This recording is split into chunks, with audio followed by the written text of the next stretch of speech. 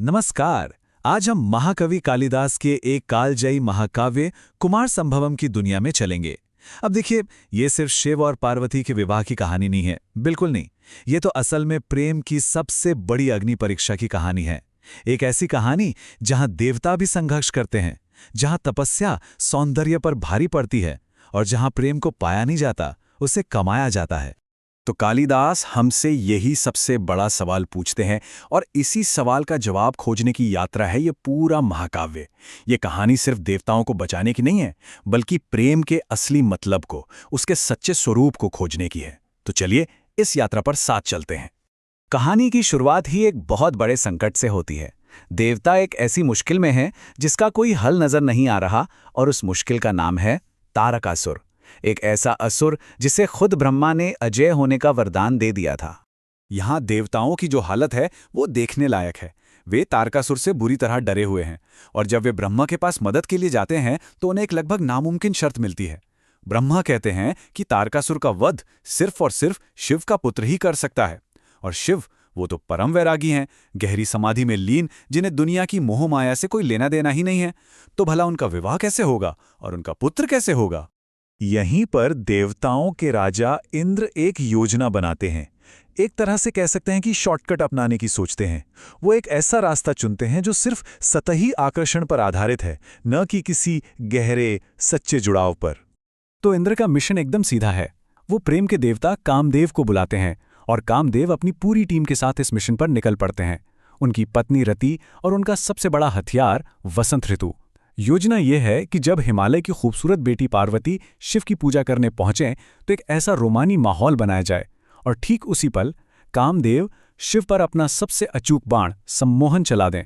बस शिव का ध्यान टूट जाएगा और वो पार्वती के प्रति आकर्षित हो जाएंगे। और योजना काम भी कर जाती है। जैसे ही कामदेव और वसंत शिव के तपोवन में कदम रखते हैं, प्रकृति में जैसे एक बनावटी जादू सा हो जाता है। बिना मौसम के पेड़ पौधों में फूल खिल जाते हैं, हवा में एक मीठी सी सुगंध खुल जाती है। ये पूरा बाहरी माहौल उस बाहरी आकर्षण का प्रतीक है जिसे पैदा करने की कोशिश हो रही है। और ठीक उसी पल जब पार्वती शिव को फूलों की माला पहनाने के लिए झुकती हैं, कामदेव अपना बाण चला देते हैं। एक पल के लिए, सिर्फ एक पल के लिए शिव का ध्यान टूटता है। उनकी आंखें खुलती हैं और वो पार्वती के सुंदर चेहरे को देखते हैं।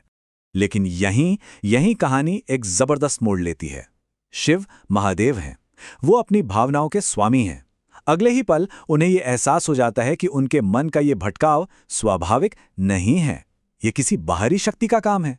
उन्हें इस बात पर जबरदस्त क्रोध आता है कि ये भावना उन पर थोपी गई है, ये बनावटी है, ये सच्ची नहीं है।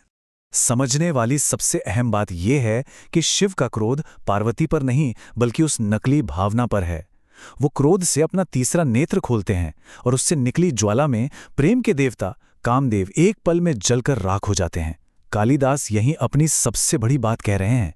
शिव ने काम को जलाया, यानी वासना और सतही आकर्षण को जलाया है, प्रेम की संभावना को नहीं। उन्होंने उस शॉर्टकट को, उस धोखे को नष्ट किया है जो सिर्फ बाहरी सुंदरता पर टिका था। कामदेव के भस्म होने और शिव के अंतर्धान हो जाने के बाद पार्वती निराश हो जाती हैं।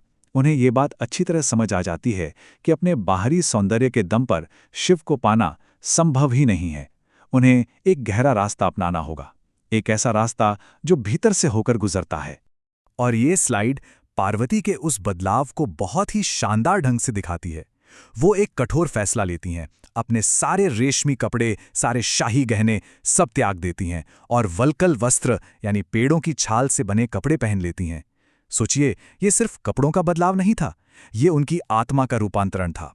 वो हिमालय की राजकुमारी वाली पहचान को छोड़कर एक तपस्विनी बन रही थीं, जो अब बाहरी सुंदरता पर नहीं, बल्कि अपनी आंतरिक शक्ति पर निर्भर थी।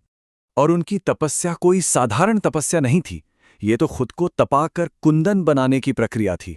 कालिदास बताते हैं कि वो गर्मियों में अपने चारों ओर 5 अग्नियां जलाकर, जिसे पंचाग्नि तप कहते हैं, उसके बीच में ध्यान करती थी। बरसात में वो खुली चट्टान पर सोती थी और सर्दियों में बर्फ जैसे ठंडे पानी में खड़ी रहती थीं। उनकी कठोरता ने तो बड़े बड़े ऋषियों को भी हैरान कर दिया। और हद तो तब हो गई जब उन्होंने पेड़ से गिरे सूखे पत्ते खाना भी छोड़ दिया, और इसी वजह से उनका एक नाम पड़ा अपर्णा, यानी वो जिसने पत्ते भी त्याग दिए हों। जब पार्वती की तपस्या अपने चरम पर थी, तब उनके प्रेम की आखिरी परीक्षा हुई। और ये परीक्षा किसी शारीरिक कष्ट की नहीं थी, बल्कि उनके विश्वास की, उनके संकल्प की थी। एक दिन उनके आश्रम में एक तेजस्वी युवा ब्रह्मचारी आता है। जब उसे पता चलता है कि पार्वती ये सब शिव के लिए कर रही हैं, तो वो शिव की बहुत कठोर निंदा करना शुरू कर देता है। वो कहता है कि उस शिव में ऐसा है क्या? वो तो अमंगलकारी है, शमशान में रहता है, शरीर पर चिता की राख मलता है। तुम जैसी राजकुमारी के लिए वो किसी भी तरह से योग्य नहीं है। लेकिन पार्वती को ये नहीं पता था कि ये ब्रह्मचारी कोई और नहीं, बल्कि भेष बदले हुए खुद शिव थे। वो ये परखना चाहते थे कि पार्वती का प्रेम उनके महादेव वाले रुतबे से है या उनके असली वैरागी स्वरूप से। पार्वती का जवाब उनके प्रेम की गहराई को दिखाता है। वो गुस्से से कांपने लगती हैं और कहती हैं, तुम शिव को नहीं जानते। जिन्हें तुम अवगुण कह रहे हो, वही तो उनका वैराग्य है, वही उनकी महिमा है। मेरा मन तो उन्हीं में रमा हुआ है, और सच्चा प्रेम अवगुणों को नहीं देखता। वो कहती है कि जहां शिव की निंदा होती है, वहां एक पल भी रुकना पाप है। बस यही वो पल था, यही वो जवाब था जो शिव सुनना चाहते थे। जैसे ही पार्वती वहां से जाने के लिए मुड़ती हैं, शिव अपने असली रूप में प्रकट हो जाते हैं। वो मुस्कुराते हुए उनका हाथ थाम लेते हैं और उनके मुंह से वे शब्द निकलते हैं जो पार्वती की तपस्या की जीत का सबूत थे। अद्य प्रभृत्य नवतांगी तवास्मिनासः कृतस्तपोभिः। यानी, हे सुंदरी, आज से मैं तुम्हारी तपस्या से खरीदा हुआ दास हूं। तो शिव और पार्वती का विवाह तो होता है, लेकिन कालिदास जिस तरह से इस पूरी यात्रा को दिखाते हैं, वही बात उन्हें एक महान कवि बनाती है। उनकी एक बहुत ही खास लेखन शैली है। इस शैली को वैदर्भी रीति कहा जाता है। इसका मतलब है कि भाषा में भारी भरकम मुश्किल शब्द नहीं होते। भाषा एकदम पानी की तरह बहती है, बहुत सरल और मीठी। और कालिदास की सबसे बड़ी खूबी है प्रकृति से उपमाएं चुनना। उनके लिए प्रकृति सिर्फ एक बैकग्राउंड नहीं है, ये एक ऐसा आईना है जिसमें किरदारों के मन के भाव साफ साफ दिखाई देते हैं। वो शब्दों से जैसे एक पेंटिंग बना देते हैं। और ये इसका एक शानदार उदाहरण है।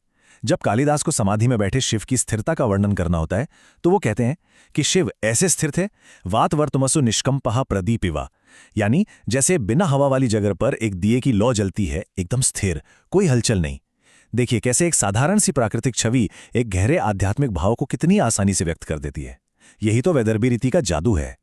दिलचस्प बात यह भी है कि कालिदास को अपने समय में भी आलोचना का सामना करना पड़ा था। कुछ लोगों को लगा कि उन्होंने देवताओं का, खासकर शिव और पार्वती के श्रृंगार का इतने मानवीय रूप में वर्णन करके उनका अपमान किया है। पर शायद यही उनकी खासियत थी, दिव्य किरदारों को मानवीय भावनाओं, संघर्ष और प्रेम से जोड़कर उन्हें हर युग के लिए प्रासंगिक बना देना। और अंत में इस महाकाव्य का नाम कुमार संभवम, जिसका अर्थ है कुमार का जन्म, पूरे उद्देश्य को साफ कर देता है। ये दिव्य मिलन जो तपस्या और त्याग से पवित्र हुआ था, उसी से कुमार कार्तिकेय का जन्म संभव हुआ, जिन्होंने आगे चलकर तारकासुर का वध किया। यानी देवताओं का उद्देश्य पूरा हुआ, लेकिन किसी शॉर्टकट से नहीं, बल्कि प्रेम के सही और पवित्र रास्ते से। तो कुमार संभवम हमें एक दिलचस्प सवाल के साथ छोड़ जाता है। क्या देवी देवताओं को प्रेम, क्रोध और संघर्ष जैसी मानवीय भावनाओं के साथ दिखाने से वो हमारे लिए ज्यादा भरोसेमंद और समझने लायक हो जाते हैं, या फिर इससे उनके दैवत्व में कोई कमी आती है? ये एक ऐसा सवाल है जिसका जवाब शायद हर पीढ़ी को अपने लिए खोजना पड़ता है।